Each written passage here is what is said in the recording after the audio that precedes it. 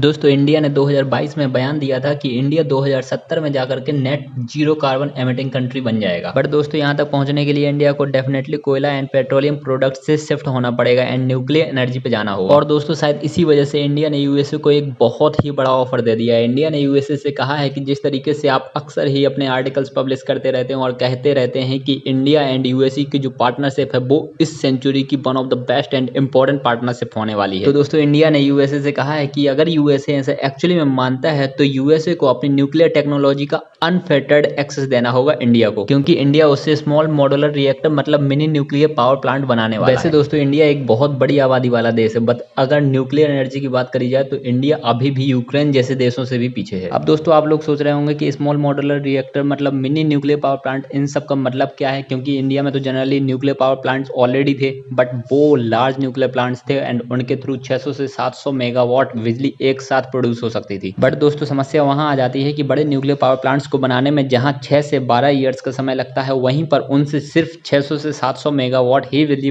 उत्पन्न हो सकती है। और दोस्तों इनके लिए एरिया भी काफी ज्यादा लगता है।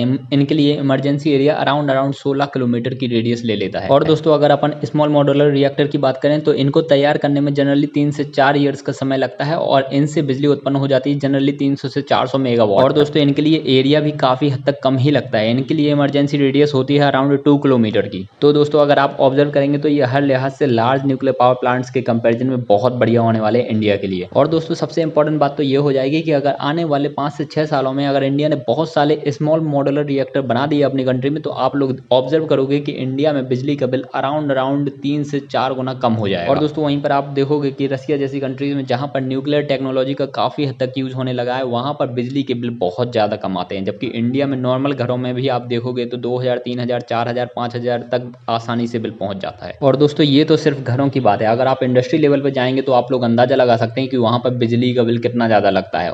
और दोस्तों सब्सिडीज भी गवर्नमेंट एक हद तक ही प्रोवाइड कर सकता है किसी भी इंडस्ट्री को। वैसे दोस्तों यूएसए भी बहुत पुराना प्लेयर तो नहीं है एसएमआर टेक्नोलॉजी का, बट यूएसए ने 2020 में ही अपना पहला एसएमआर डिजाइन अप्रूव कर दिया था। हालांकि ऐसा नहीं है कि इंडिया सिर्फ यूएसए पे डिपेंडेंट हो गया है, इंडिया अपनी तरफ से पूरी कोशिश कर रहा है, बट अभी तक इंडिया को इस फील्ड में सक्सेस नहीं मिली है। तो इंडिया जब तक सोच रहा है कि जब तक हम अपनी फील्ड में सक्सेस होते हैं तब तक यूएसए की सहायता से ही लगातार आगे बढ़ते चलते हैं। वैसे दोस्तों इंडिया ने यूएसए से सिर्फ डिमांड नहीं रखी है, इंडिया ने यूएसए को ऑफर दिया है कि जिस तरीके से इंडिया ने रसिया के साथ ब्रह्मोस डील करी थी कि वो रसिया अपनी टेक्नोलॉजी शिफ्ट करता है इंडिया को एंड इंडिया में उसको लार्ज स्केल पर प्रोड्यूस किया जाता है और उसके बाद उसे नाइबर कंट्री के पास एक्सपोर्ट किया जाता है। और दोस्तों यहाँ पे भी बिल्कुल सेम सिस्टम हो सकता है कि यूएसए अपनी टेक्नोलॉजी ट्रांसफर करेगा इंडिया को एंड इंडिया में एसएमआर टेक्नोलॉजी के बेस पर बहुत सारे मिनी न्यूक्लियर पावर प्लांट्स बनाए जाएंगे और इसको फिर आसपास की कंट्रीज में एक्सपोर्ट किए जाएंगे, जिससे दोस्तों इंडिया एंड यूएसए दोनों को ही काफी हद तक बेनिफिट होगा एंड वर्ल्ड को भी काफी हद तक प्रॉफिट होगा। वैसे दोस्तों इस वाली फील्ड में यूरोप भी बहुत आगे नहीं है, बट यूरोप ने प्रॉपर तरीके से यूएसए के साथ डील साइन करनी शुरू कर दी। जैसे ही यूएसए ने अपना